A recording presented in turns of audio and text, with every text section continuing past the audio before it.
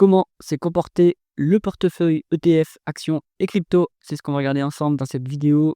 Pensez à vous abonner à la chaîne et activer la cloche si ce n'est pas déjà fait. Si vous voulez télécharger ce portefeuille, cliquez sur le lien en haut à droite de l'écran et on va passer en revue tout de suite ce suivi mensuel. Donc ça, c'est l'article que je publie tous les mois dans lequel je mets à jour les performances du portefeuille et je fais le suivi, je donne mon commentaire sur la performance. Sur les 3 portefeuilles qui sont proposés, il y en a 2 qui sont vraiment passifs, donc ça veut dire qu'il n'y a aucun effort de gestion à faire, important à avoir en tête.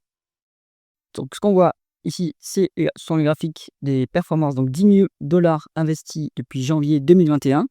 Donc la couleur verte ici, donc le Indexco QQQ Trust, c'est on va dire l'indice de référence, le benchmark. Donc c'est un ETF qui est basé sur le Nasdaq 100. Comme vous pouvez le voir, toutes les allocations, les 3 portefeuilles battent ce Nasdaq 100 depuis l'initiation, depuis janvier 2021. Donc, j'ai dans ces portefeuilles des crypto-monnaies. Pour les performances, je remplace ces crypto-monnaies par le Bitcoin parce qu'en fait, sur l'outil de suivi, ils n'ont pas encore les données sur les cryptos que je présente dans le portefeuille, dans le document. Mais bon, avec le Bitcoin, on a des bonnes performances. Et en plus, du coup, avec les crypto-monnaies que je vous propose, on a des meilleures performances qu'avec le Bitcoin. Donc, ça laisse présager de meilleures performances encore. Ici, vous avez la table qui récapitule le rendement, les rendements des portefeuilles. Donc, ce qui compte, ce n'est pas les total returns sur 3 mois, year to date et 1 an.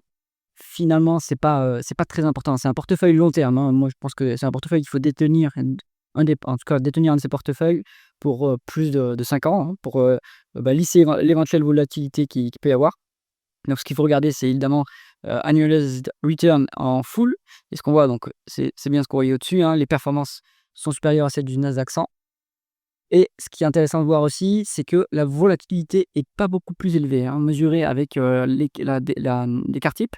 On est sur le premier portefeuille qui a moins de volatilité que les autres. Le premier, il a des actions en direct.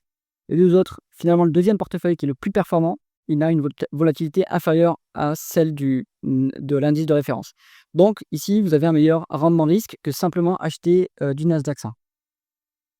Donc ce que ça donne sur la durée, ça c'est une illustration sur les drawdowns, c'est-à-dire les périodes pendant lesquelles vous êtes sous l'eau en termes de performance, étant moins-value latente avec les portefeuilles.